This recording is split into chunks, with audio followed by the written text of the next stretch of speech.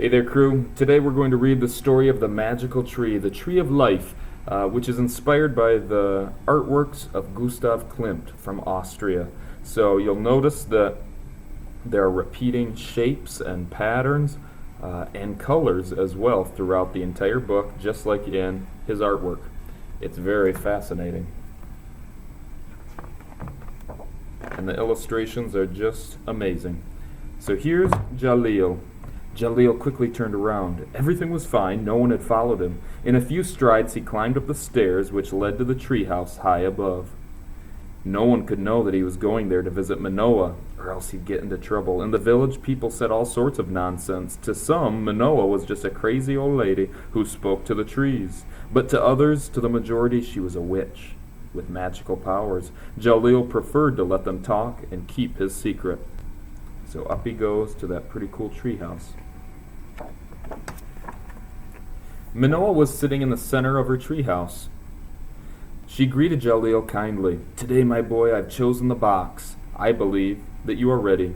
Usually, Jalil would pick out a box randomly among all the colorful ones that covered the walls of the treehouse. He would extract a seed from it, hand it to Manoah, and she would begin her story. She would speak of the country from which the seed came from. She would draw the tree that produced it and explain the virtues of those trees' fruits. But on this particular morning, Manoah herself handed him a box. It was white, a little bigger than the others, and Jalil had never seen it before. "Take it and open it, Jalil." Manoah's voice trembled with emotion. "The box to me almost looks like a face with one eye right there."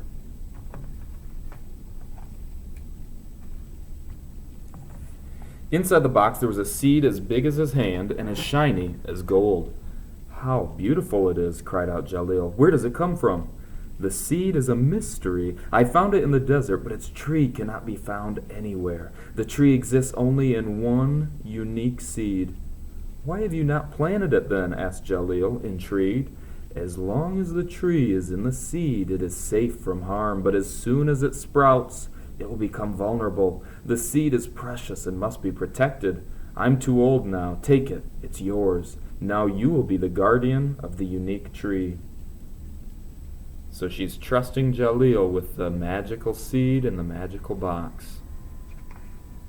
And look, the illustrator even put some magical trees in her hairdo. Year after year, Jalil looked after the seed as though it was the most precious of treasures.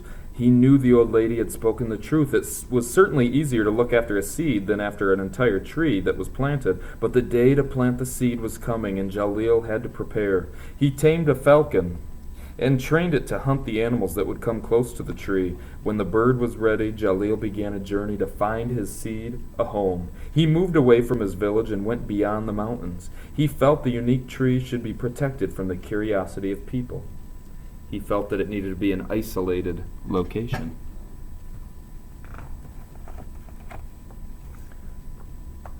After long weeks of walking, Jalil arrived in an isolated valley crossed by a small stream. It was a perfect spot. Jalil knelt down and began digging slowly into the ground. He was thinking of Manoah, whose time on earth had ended. He would be worthy of her trust. His hands were shaking. Jalil placed the seed into the ground, gently covered it, and then nourished it with clear water from the stream. From this moment on, the man and the falcon would look after the precious seed night and day. I like these triangular shapes in the background. There's good rhythm there, but it also reminds me of pyramids. And then there's the hawk looking over the progress. The tree grew in an extraordinary manner. After a few weeks, a large and solid trunk appeared. Then a single branch grew out of the trunk, a very long branch, from which sprouted many delicate, spiraling branchlets. After 7 years and 7 branches, the tree stopped growing. Then its first fruit appeared. It was black and white, and it looked like an eye. When the fruit seemed ripe, Jalil picked it. He opened it carefully to look for a seed, but in this type of fruit he could find neither seed nor core, just a juicy, fragrant fruit. The guardian of the tree hesitated, and then took the fruit to his mouth. The flavor was exquisite, incomparable. That night, Jalil ate nothing else and fell into a deep, deep sleep. So this fruit was unlike any other fruit he'd ever had. And look, you can see those spirals. More rhythm, more pattern, more repetition. Just before dawn, Jalil woke up with a start. Had he been dreaming? He rubbed his eyes to cast aside the dreams of the night, but terrible images clung to his eyelids. At first there was a tree on fire illuminating the night. Then a river swallowed up an entire city and the palace of Ganar, its black waters carrying corpses among the debris. But there was also a face, the wonderful face of a princess. Beautiful, but lifeless. Jalil petted the falcon and tried to forget these dark visions of his dreams, his nightmares, but the face of the woman remained etched in his mind. So he had a terrible vision. The next night, a violent storm awoke Jalil. With a great crash, lightning struck an oak tree below. When he saw the tree catch fire, Jalil felt astounded. This tree was the same one he saw in his dream, his nightmare. Jalil was amazed, but he now understood the tree's secret. The first fruit of the unique tree allowed you to see across time, have visions of the future. Jalil had dreamed the future. He then thought of the palace of Ganar drowning in the Black River. He must warn King Argo and prevent the disaster. So Jalil had his falcon carry a message directly to the king, and only the bird could make it there in time. So Jalil gave the message to his trained falcon, and then he flew to the palace. King Argo greeted the falcon with curiosity and read the message carefully. There he is, giving it to the king. You see all the gold fanciness of the palace. A strange man, probably a madman, had predicted that all of Ganar would soon drown. But Argo was a wise ruler. For the sake of prudence, he sent guards to inspect the river. They returned urgently to raise the alarm. It was about to collapse, and all the men in Ganar worked together to keep the river behind the wall. Thanks to their efforts and to the mysterious messenger, the city was saved.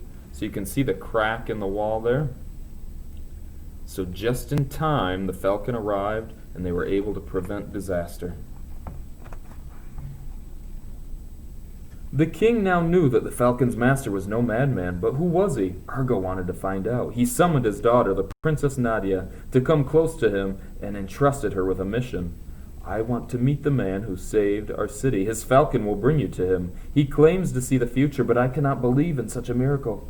You'll leave at dawn with your servant, but you'll go on foot while your servant will ride your horse. If this man truly possesses some kind of power, and he's no impostor, he will know who you are. Then and only then will you be able to show him the gratitude of King Argo and our people.